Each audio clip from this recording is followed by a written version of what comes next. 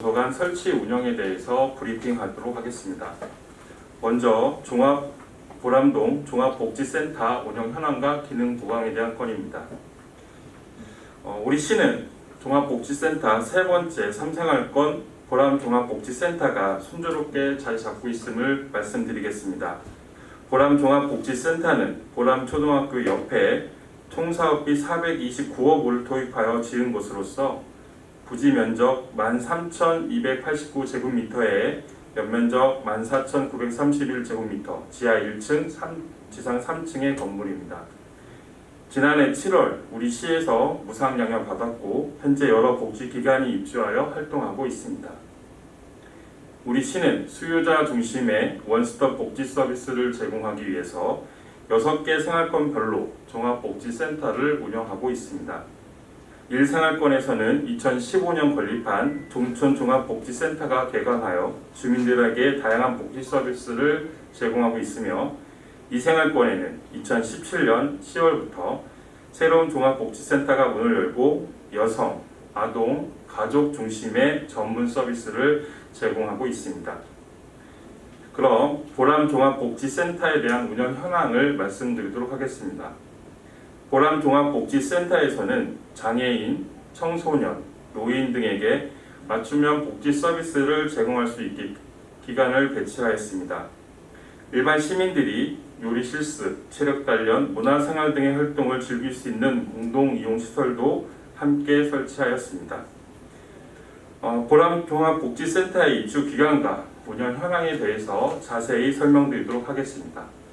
먼저 지난해 8월 스마트 쉼센터가 입주를 시작하여 인터넷 중독 예방 교육과 가정 방문 상담을 실시하고 있으며 같은 해 10월에는 시니어 클럽이 입주하여 노인 일자리 사업을 돕고 있습니다.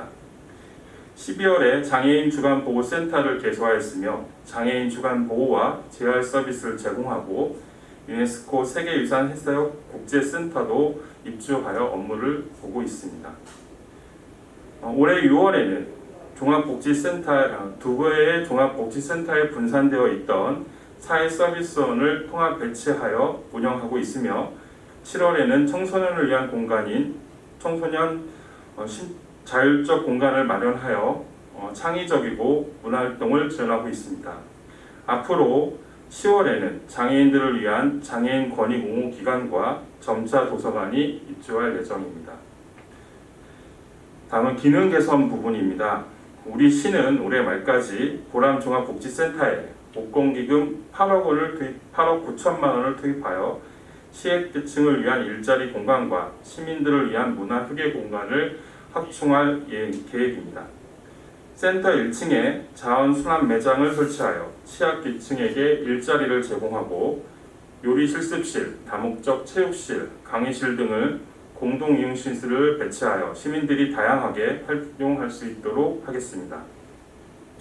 이용자들의 의견을 수렴하여 불편사항을 개선하고 요유 공간을 문화휴식 공간으로 조성하는 등 지속적으로 시설 운영을 보완해 나가도록 하겠습니다. 내년부터는 우리 시 출연기관인 사회서비스원에서 공동 이용 시설의 대관과 시설물 유지 관리를 맡게 됨으로써 복지센터의 운영의 전문성 및 효율성을 높여 나가도록 하겠습니다. 세종시는 생활권별로 종합복지센터를 시민들에게 다양한 복지 서비스를 제공하게 하며 서비스의 질적 향상을 이끄는 등 지역사회 복지 증진에 기여할 것으로 예상하고 있습니다. 마지막으로 2023년 초반에 반곡동에 제4생활권 종합복지센터를 준공하는 등 생활권별 종합복지센터 건립에 차질 없이 추진해 나가도록 하겠습니다. 다음은 두 번째 세종 점자 도서관 설치 운영에 대한 말씀을 드리도록 하겠습니다. 먼저 추진 배경과 경과에 대해서 말씀을 드리면 시각장애인의 정보 습득과 문화생활, 평생교육을 돕기 위해서 세종 점자 도서관을 10월 말에 개관할 예정입니다. 시각장애인들은 활동에 제약이 많고 사회생활과 문화생활에 필요한 정보를 얻는 데 어려움이 크게 나타나고 있습니다. 그 밖에도 노안 등으로 인해서 독서에 장애를 겪는 경우도 최근 크게 증가하고 있습니다. 이와 관련해서 우리 시는 시각장애인 등을 돕기 위해서 세종 점자 도서관을 설치를 추진하고 있습니다. 세종 점자 도서관은 방금 설명해드린 보람 종합복지센터 1층에 465제곱미터의 규모로 조성될 예정입니다. 열람실과 서고, 자료 제작실, 녹음실, 자원봉사실 등 공간을 배치할 예정이며 지난 5월 시설 운영을 맡을 법인을 최종 선정하였으며 이스탁 협약을 맺고 시설 운영에 대해서 전반적인 협의를 마쳤습니다.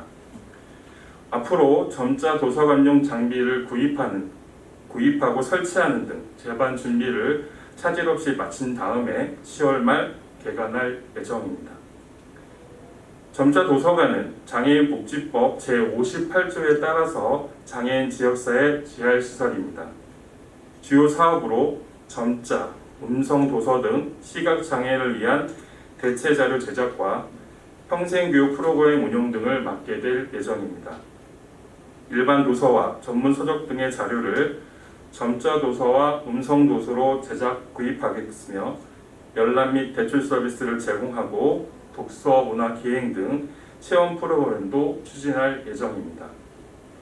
점자 교육과 정보화 기기 활용 교육, 맞춤형 학습 지원, 인문학 강좌 등 다양한 재활교육과 평생학습 프로그램도 운영할 계획입니다. 세종 점자 도서관은 시설장을 비롯해서 5명이 근무할 예정이며 운영 시간은 평일 오전 9시부터 6시까지 운영할 예정입니다.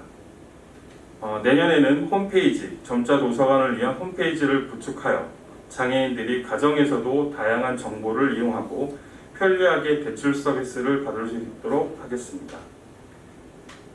우리 시는 장애인 인식 개선을 위해서 점자 명함 제작과 점자의 날 행사 등을 개최하고 뜻있는 지역 주민과 청소년을 대상으로 자원봉사자도 발굴 양성하겠습니다. 점자 도서나 음성 도서 등 음성 도서 제작은 자료 입력과 낭독, 편집에 이르기까지 많은 도움이 필요한 분야로서 세종시민 여러분의 관심과 적극적인 참여를 부탁드립니다. 마지막으로 우리 시는 점자 도서관을 차질 없이 운영할 수 있도록 만전의 준비를 기하겠다고 말씀드리겠습니다. 시각장애인 전문 도서관의 역할뿐만 아니라 정보, 문화, 교육기관의 역할도 수행할 수 있도록 힘쓰겠습니다. 우리 시는 지속적으로 장애인과 사회적 약자를 위한 복지 인프라를 확충하고 운영을 개선함으로써 보다 전문성 있고 질 높은 서비스를 제공할 수 있도록 노력하겠습니다. 이상입니다. 다음은 최근 코로나 발생과 관련해서 현황과 대응에 대해서 말씀드리도록 하겠습니다. 우리 시 코로나 상황은 어제 25일 기준으로 확진자가 10명이 추가 발생하였습니다. 그래서 누적 확진자는 954명입니다. 이 중 78명이 세종 충남대병원과 충청권 생활치료센터 등에서 격리 치료 중이시며 어제 확진자 10명은 이송 대기 중으로 상태가 모두 양호하신 상태입니다. 어제 발생한 10명의 감염 경로를 간단히 말씀드리면 관내 확진자와 관련해서 가족 간 또는 접촉자를 통해서 3명이 나타났고 타 지역 확진자 접촉을 통해서 1명, 현재 감염 경로를 조사 중인 분이 6명이 되겠습니다.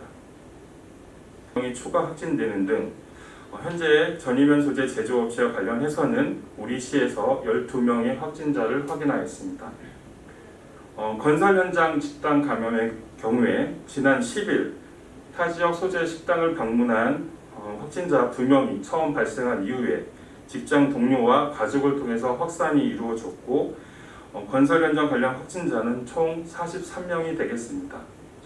우리 시는 건설 현장 외국인 693명에 대해서 예방적 전수검사를 실시하였습니다. 또한 다문화 센터와 외국인 마트를 중심으로 한 외국인 커뮤니티를 통해서 그 밖의 외국인에 대한 진단검사를 적극 독려하고 있는 상황입니다. 우리 시는 집단 감염과 관련해서 광범위하게 예방적 전수검사와 신속한 자가격리를 통해서 더 이상 지역사회 전파를 막도록 하겠습니다. 4차 대유행이 활발히 이루어지면서 이에 따른 병상 부족에 대비하기 위해서 우리 시에서는 8월 말 생활치료센터를 자체 개설할 예정입니다. 이로 인해서 확보되는 병상은 약 100병상이 되겠습니다.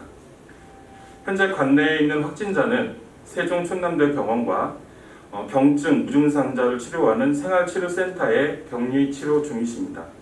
실시간 긴밀한 협력으로 병상을 효율적으로 가동되고 있음을 말씀드리면서 특히 이 중에서 이중증자를 대상으로 한 병상은 현재 4개를 확보하고 있으며 오늘 현재 3개의 병상이 타 지역 확진자를 중심으로 치료에 활용되고 있습니다.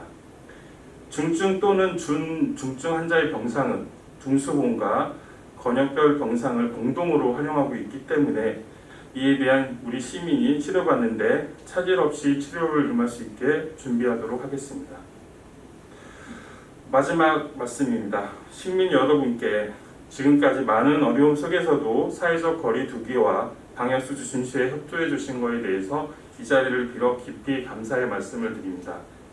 코로나를 극복하고 일상을 회복하기 위해서 집단 면역을 형성하는 게 가장 유일한 최선의 방법인 만큼 시민 여러분께서도 접종 일정에 맞춰서 적극적으로 예약하시고 접종을 받으시길 바랍니다. 감염력이 높은 델타형 바이러스로 인해서 전국적으로 일일 감염자 수가 2,000명을 넘어서는 등 현재 4차 대유행이 계속 진행된 점을 감안하여 조금이라도 증상이 있으시다면 선별검사소를 찾아 즉시 검사를 받아주실 것을 마지막으로 당부드립니다. 예, 이어서 질의답변 시간을 갖도록 하겠습니다. 오늘 질의는 이메일을 통해 사전 접수된 질문으로 뉴스핌 홍근진 기자께서 주셨습니다. 코로나19와 관련해서 세종 경증 환자 생활치료센터 개설 현황과 5차 재난금 지원 지급 시기가 궁금합니다. 답변 부탁드립니다. 네, 먼저 경증 환자 치료시설인 생활치료센터에 대해서 말씀드리도록 하겠습니다. 지금 방금 브리핑해드린 바와 같이 우리 시는 8월 말 개소를 목표로 우리 시 자체의 생활치료센터를 개설할 예정입니다. 우리 시에서 만드는 생활치료센터는 관내에 위치할 예정이고요. 정확하게 8월 31일을 목표로 하고 있습니다. 이 관내 생활치료센터에는 50실, 100명의 확진자를 수용할 수 있는 규모이며 협력병원으로서 세종 충남대병원을 저희가 협력병원으로 마련하였고 공무원, 군인, 경찰, 방역요원 등 총 38명이 근무할 계획입니다.